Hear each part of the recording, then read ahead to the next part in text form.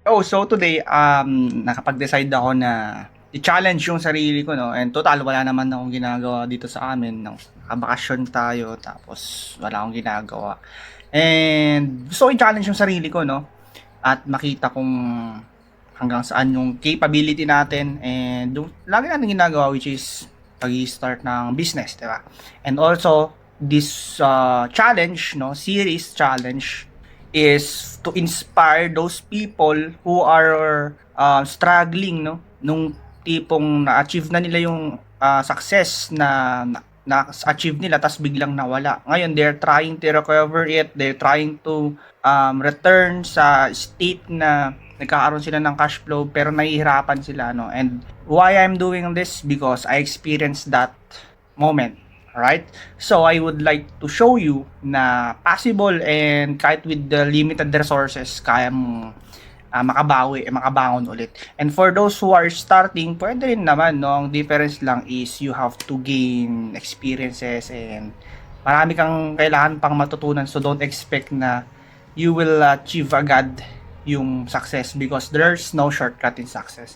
And right now, may prepare ko na yung framework na gagamitin ko. Ito yung susundan ko to build this business from scratch with limited resources. And with this business, ang puhunan ng capital na gagamitin natin ay 5,000 pesos lang. Right? And then on top of the 5,000 pesos, yung mga expenses like pamasahe, no? Ano pa ba? Mga gastos natin. So, yun na idadagdag natin ko. I-document natin. Titingnan natin kung magkano. Tapos lalagyan natin ng label kung saan napunta yun. Napunta ba sa pamasahe? Napunta ba sa, kunwari, interview? No? Mga ganyan. Kunwari, may interviewin ka. No? Siyempre, kailangan mong pakainin yan. Diba? So, yung mga ganon na expenses. So, papakita ko muna sa'yo yung framework.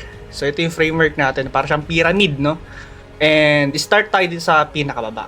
Number 1 is kailangan malaman natin kung sino. Sino yung dapat nating tulungan. Sino ba yung gusto kong tulungan? So, yun na nga hanapin natin yun yung first assignment natin. And by the way, itong pyramid na to, ginawa ko lang siya para mas pasimple and visualize, may i-represent sa'yo, no, yung susundan nating roadmap na hindi nakakalito na ito yung ginawa, ito yung ganyan. So ito, step by step, susundan natin yan, no? So dito tayo muna, then next dyan, dito, then next level ng pyramid hanggang sa umakyat. Tapos yung sa may pinataas, doon na tayo gagawa nung sabi natin, product, and yun na. Ima-market na natin yan once na gawa na yung product and pwede na siyang bilhin ng mga customers para matulungan natin sila sa buhay-buhay nila. Alright? So, this framework, again, ginawa ko lang yan, natutunan ko yan sa lahat ng mga pinag-aralan ko. Pinagsama-sama na lang natin yan. Okay? So, again, dito tayo start sa who, where, bait, result na level.